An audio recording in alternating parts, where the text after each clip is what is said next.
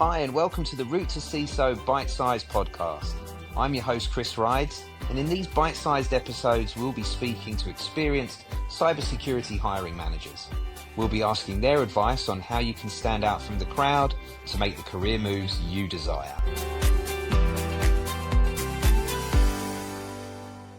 Hi, everybody. So welcome to a Route to CISO bite-sized episode. I've got a good friend of mine, John, here.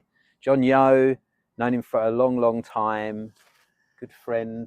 Yeah, you know me so well you can't even pronounce my last name. John Yeoh. John Yeoh. Sorry about the accent. By now, everybody should know that Kris has an accent, and this is how I work.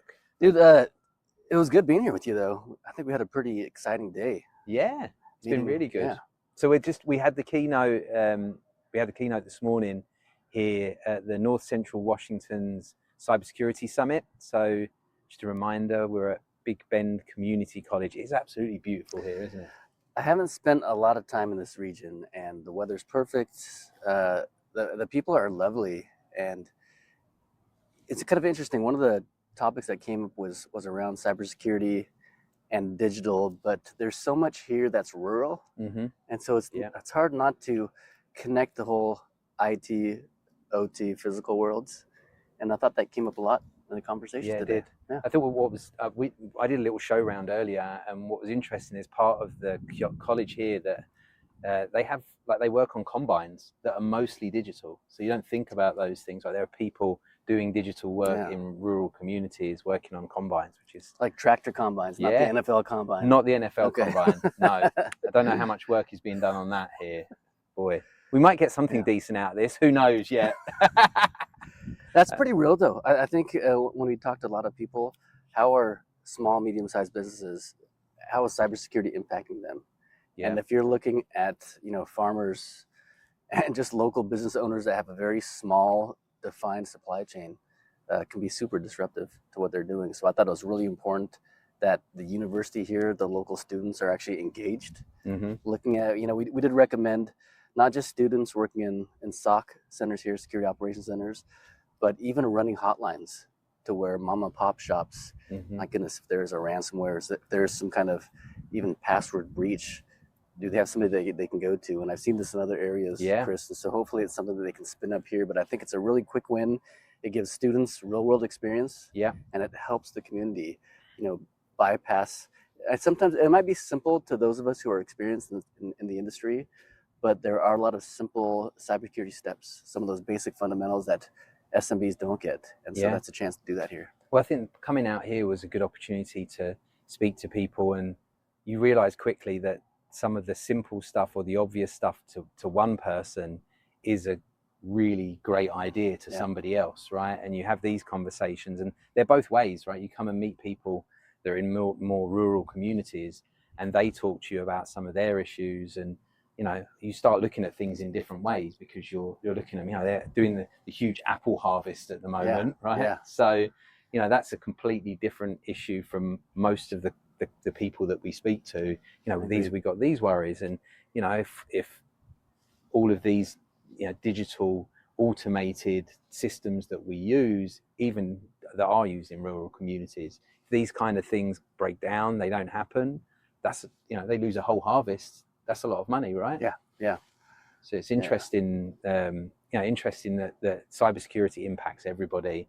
So talking about the stuff that you mentioned there about getting experience, I'm a big proponent of, especially students, like, people ask about certifications. Of course, we're in a college right now, ask about associate's degrees, full degrees. But primarily going out and getting some sort of experience is what really helps and impacts your career, and helps you to get those very first opportunities.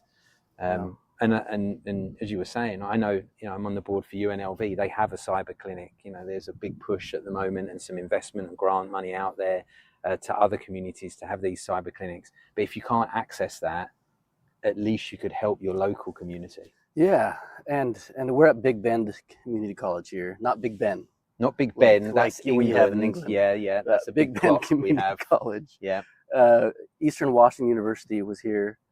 University of Washington was here, and they were talking about all the undergraduate programs that they have. And I think that's having formal education for cybersecurity, it's pretty new and fresh, especially when we're talking about AI, right? I mean, how many prompt engineering courses are there in universities today? And you don't see a lot of them. They're trying to introduce a lot more here, which I thought was pretty exciting. But we talked about just how else can you learn about these things if there isn't a formal accredited university, and is it accepted? And we talked about YouTube being a great source just to learn about how to do something. We talked about the communities like CSA, so the Cloud Security Alliance. We're proud to have representation over here with a few, not just Kris and I, because you and I have been, you and I met, through the CSA, as well as a few other people here. But I got to see people here that I haven't seen in ages, but I met them through this network of CSA.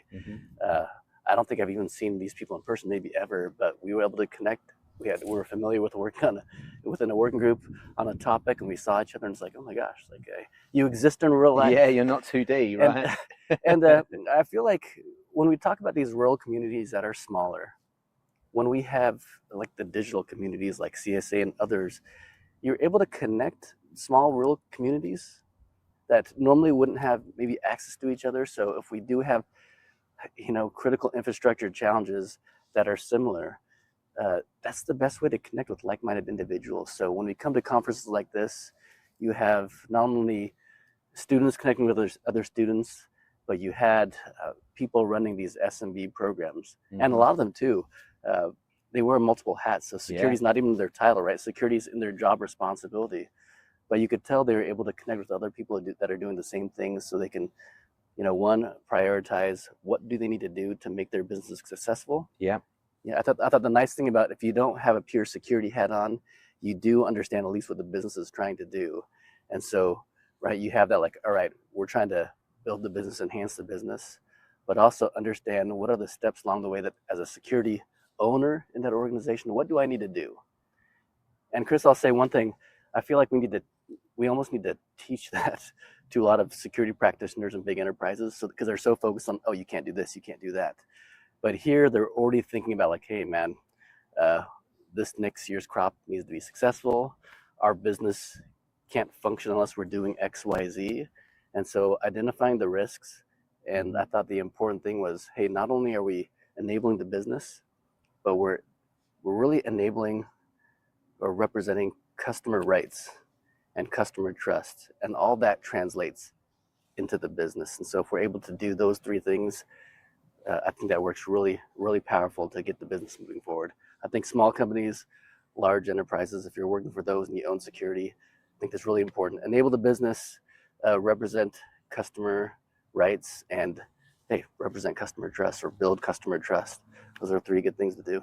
Yeah, it's funny because with this podcast called Route to CISO, and actually, and the keynote, this morning was Route to CISO: The Many Paths, and a lot of the people that were there, there isn't a CISO in their business. There's not even a dedicated security person. They are the security person because either nobody else wanted to do it or they put their hand up, but they took responsibility and built it as part of their, what they're going to do. And so it was quite interesting to have that talk about understanding the business, and if they want to get budgets to do certain things or bring in third parties to support them because they've not got the money to hire staff, right, they need to justify that, and they're justifying it to people that are business people. So understanding the business, understanding if you're at an apple farm, right, because that's locally, something, if you understand that, understanding what the impact of not having any machinery that can go out and work because you've got ransomware in it and everything's shut down, right, everything's bricked, and all of a sudden you can't deliver. So all of the contracts that you've got that you don't suddenly deliver on, those contracts have to go somewhere else for the business. So I'm not talking about an impact of just now, you're talking about an impact to a small business that could shut them down completely. So it's really interesting when we come and have these conversations, that you don't realize how big that impact can be to that person, to a local community, to all the people that work at those companies. Right now, I'm not sure by the time we put this out, but right now you've got Land Rover back in the UK are going through a terrible time, and it's putting out of business a lot of the vendors Land Rover that relied on them being a number, their biggest client. Most of their profit was coming from supplying whatever parts and stuff to Land Rover and Range Rover, and they can't do anything with anything right now. So these companies are being impacted. We don't realize how important it is that the smaller companies have the security and the help that they need.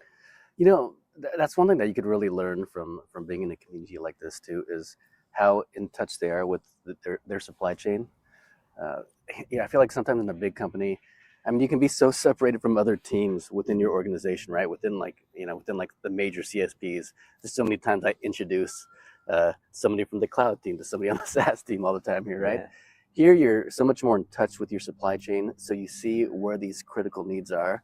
And from a security practitioner perspective, I think it's super powerful that you can, hey, I understand where the risks are.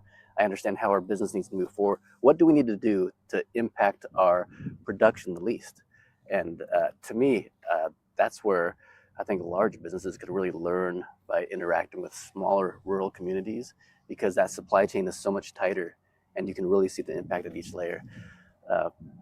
Another thing I thought was interesting today, there were a lot of questions on technical skills, like what technical skills do I need to learn when it comes to AI and now AI security, using either AI for security implications, or hey, what are the security implications of using AI? I thought that was not too unexpected either to hear questions like that. But the soft skills, like, hey, you can know everything you need to know about the technology. If you aren't able to articulate that, or communicate that to not even just your managers, but your teams, and of course the board, you're not going to get the funding that you need. You're not going to get the support that you need. And so a lot of this too was like, how do I actually build influence in order to gain either budget that I need to move forward, or for some professionals here is, how do we get better influence? So as a student or as a professional, I can move forward, I can move up. And a lot of people here were definitely interested in either becoming CISOs. And when we talked about the many paths, the many routes to CISO, it wasn't just about different backgrounds, which I think Janai Marinkovich really highlighted well. Like, hey, we need a diverse, we need to get rid of monocultures. We need people to think differently. But thinking differently isn't just technically, right? It was the soft skills. Like, hey, how can I really storyboard or be a good storyteller so that people really know how serious security is, how important AI is to the business. I really thought that was one of the cooler things I walked away with that emphasis on soft skills. It's something that people don't necessarily put enough time into early enough in their career. People start becoming leaders and then they're like, well, now it's really important for me to have really good soft skills. I'm going to be managing people. I'm going to be communicating up and down. But how do you become a leader without that too? I mean, sometimes you do get lucky and fall into it, but well, this is the thing. Like, as in leadership roles, often it's because somebody's very technical and they're the best at something, so they've got the respect of the whole team. Right. And when when somebody in the team has an issue or can't solve something, they go to that person, and so that person defaults to being the leader, to being looked up at. And actually then companies out there generally don't do a great job of them putting them through leadership training and actually training them to be a manager. It's very different skill set to be respected and be very great.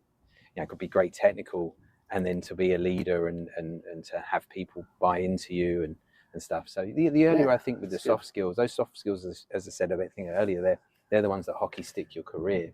No, that's an interesting point too. It's like they don't really set you up to be a successful leader. You earn that on you earn it on street cred by what you know. And then that's also going to be that whole big fish in a small pond scenario, where if you're looking to grow your brand and do something else and go to a larger company or just go to a different company, how do people see that? And so the soft skills, being able to share stories, being able to just network with individuals and build those colleagues, I think that's the best thing you can do, right? And CSA has been great for that, for introducing us, but also a whole group of people, right? And I think all of I don't know about ISSA, ISC2, ISACA, OWASP, there's all these different community the groups. NCW Tech Alliance here, right? I met a lot of people that were a part of that. I felt the community there that was really strong, and they really welcomed us to the community too, which I think is important. I hate, and I don't even like calling them soft skills, but that is one of the skills too, is welcoming someone.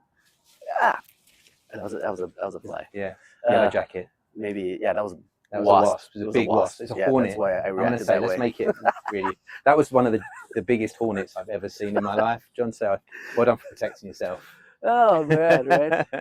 The wonders of recording live outside. This is what happens. The more welcoming we can be, it's kind of like getting the most out of your colleagues, out of your teammates, even out of your manager, right? And so it's not just being able to articulate your point of view, but it's about getting people to share theirs. Yeah. And I felt that warmth here. I'm really looking forward to doing more with with this region, the NCW Tech Alliance, Big Bend Community College, all those who invited us here. Wow. Yeah. Fantastic group of people. Yeah. Yeah. It's been a really lovely day, and we probably should wrap this up because I think they're going to have the networking event soon. So we should get in there and get to meet. And there's a lot of wasps. People. They're coming at me. Really big wasps. Yeah. Yeah, they are. So we're probably sitting on a wasp's nest. That's why. That's what it is. I mean, I'm brave. I'm really braving this out just for you. Yeah, you didn't look panicked at all.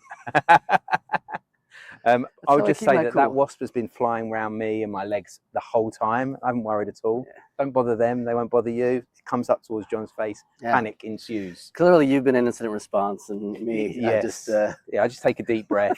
Call that a wasp? It's tiny. All right. I just build architectures and just that stuff. Well, look, thank you very much, everybody, for joining us. John, I appreciate this. By the way, John, did you even tell them your title, what you do at CSA? I don't think we even did that. I don't think people want to hear about that, do they? Yeah, I want people to know who's this bloke that just chatted to us. Who did they listen to? Thanks so much. My name is John Yeoh. I'm the Chief Scientific Officer at the CSA, and we look forward to engaging with you and you being a part of this community, right? Because I'm going to be welcoming. Yes. And happy to share a lot of the cool things that we're doing too. So if you're not familiar with the CSA, not only do we have this pretty fantastic network and community of security practitioners, but we leverage that expertise to build guidance and best practices and even training and awareness on technologies and the safe and secure way to adopt those. So yeah, check us out, cloudsecurityalliance.org. There you go. Check them out. Thank you very much. Route to CISO. Like, follow, subscribe, do all of those things that you need to do. Beep, beep, beep, beep. Yeah, love that. Okay. And if you want other content or there's something you particularly want me to ask or want me to interview, then let me know. So thank you very much. Bye, everybody. Thank you for listening to the Route to CISO Byte-size podcast. I hope you enjoyed this episode. Make sure you keep an eye out for season 3 of the full Route to CISO podcast. And in the meantime, stay up to date by liking, commenting, and of course, subscribing to our channel. Thank you.